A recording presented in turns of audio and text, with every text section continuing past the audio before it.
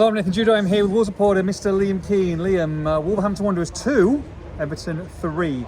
And to be honest, the scoreline might suggest it was pretty close, but I think for large periods of this game, it wasn't. No, Everton the better side.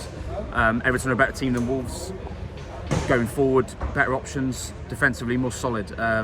Wolves scored 2 goals, but that doesn't really reflect the overall performance. You used a word to me when we were sat there in that second half that I think sums up the majority of that performance from a Wolves perspective, and it was abject. Not a lot going forward whatsoever, and the difference between these two teams on this particular occasion was the defence. Wolves, for all 3 goals, really poor defensively. The first 2 really avoidable with failing to defend your far post. The third one is a story of this individual player's pre-season and season so far, Emmanuel Aguadu making a terrible mistake with the ball at his feet, giving the possession to Everton. And Wolves get slightly unfortunate that Dewsbury Hall's finish is a stunning finish off the underside of the bar. Jose Sarr can't really do a lot more about it. But regardless, you've given a team an opportunity there to score a third goal in a second half when you're not playing very well, but still in it. And when Wolves did, they were on the front foot towards the back end of the game and trying to get a winner. They had a final chance with Bedegar getting a shot saved and Rodrigo Gomez putting it wide. But otherwise, that's as far as or as close as they came. Wolves deserved to lose this game today, and there are very worrying signs about this squad and this team moving forward. I mean, Ndiaye, Dewsbury Hall, Jack Grealish, in behind better. I mean, that they are going to win a lot of games this season. That's a good side. Everton are a good side. But Jack Grealish today literally had the freedom of Molineux. They backed off and backed off and backed off. In a game and games like this where Vitor Pereira wants them to be on the front foot, wants them to be... there was no pressing at the start of those first 20 minutes. They just backed away and then they go 1-0 down. Fair play to Hwang. Delighted for him to score that goal, especially after Tuesday night. But Wolves then had a 20-minute spell where they really need to get it going, and then that second goal just killed them, and again, a defensive error. The far post of both of those first 2 goals, defending really poorly. The first one very similar to Tuesday night against West Ham when Paqueta scored.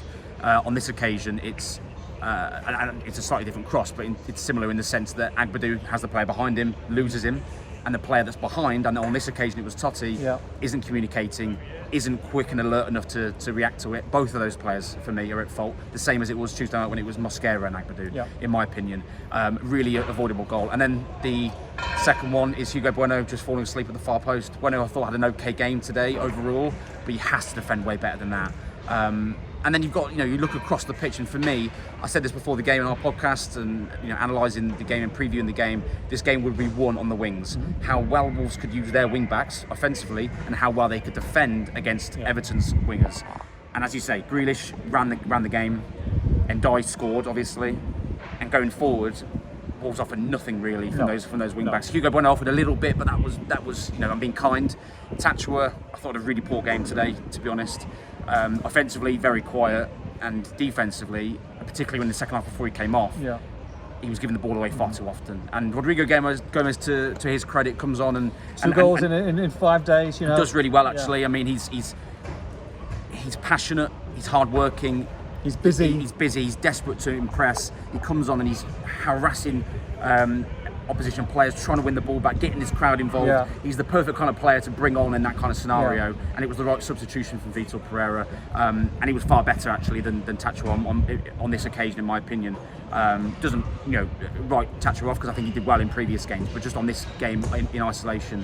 So for Wolves, defensively all over the place, they have to fix this defensive issue. You've got a man mountain like Aguadu, who has been so good for this football club since he arrived in January, who is way off it. He's not even close to the same player right now. The player's in there, that player can put that performance in, but right now he is miles off it. Matt Doherty dropped today. Santiago Bueno came in. Krejci was going to come on towards the end, but then there was a problem with Hugo Bueno. Didn't end up coming on. There's going to be a lot of changes in this defence, and there's going to be a lot of swaps, and you've got to look at Aguadu, and people are saying, well, Aguadu will go across to the right, Krejci will come into the middle. Like, if you're picking a side at this moment in time, Aguadu should be nowhere near that starting lineup, because again and again and again, they've gone 6, 7, 8 games in a row, come all the way back to pre-season, the games that we've seen there. He is way under par. I don't know what you do with him. I mean, I assume he's going away potentially for international duty. I'm not sure. You might know better than me, but you need to get him on the training ground. You need to knock this out of him, because it is really worrying for someone who was so indispensable in that second half of the season last year. Yeah, I still have every confidence that he's a very, very good footballer, but he's not showing any signs right now of doing it. And we have to analyse what we see in front of us. And what we see in front of us is a player who, I repeat, is miles off it at the moment. I think Matt Doherty's very unfortunate to be dropped. However, I understand the decision because I think Santi Bueno's done pretty well in the last couple of games.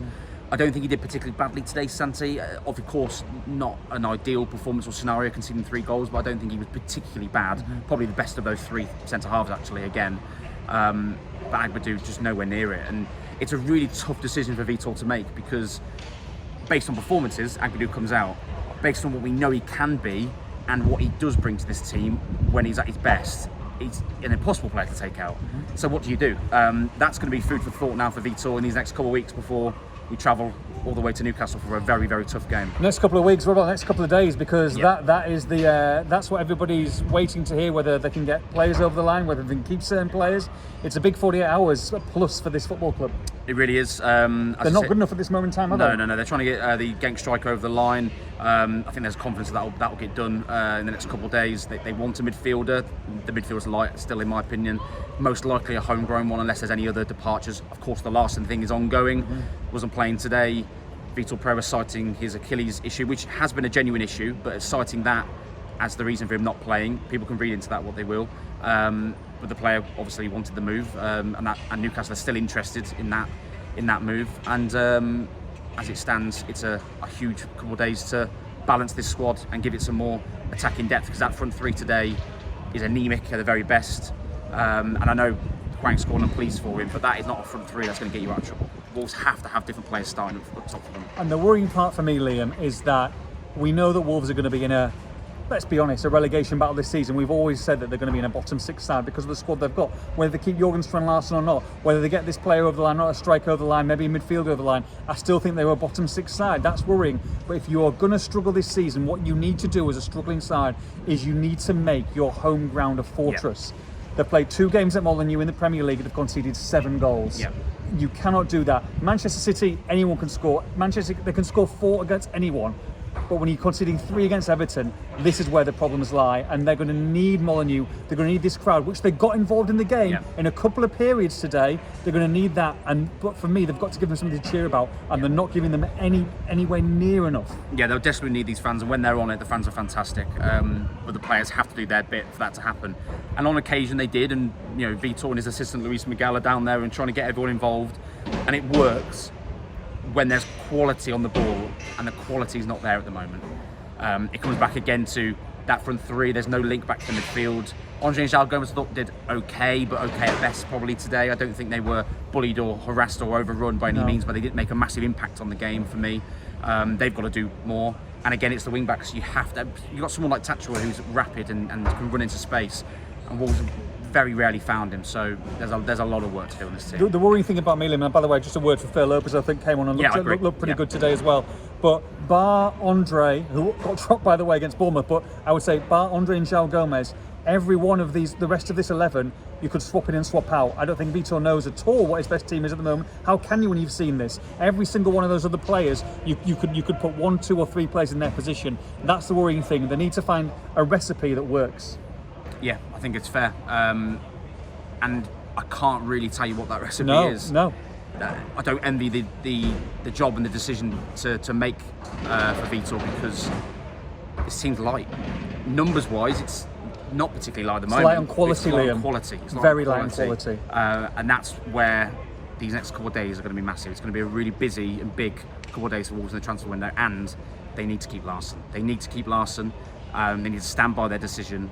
And if they don't, fear the worst. I fear the worst. It's be a major, major risk if they let him go. Wolves 2, Everton 3. For all the post-match reaction, make sure you log on to expressandstar.com.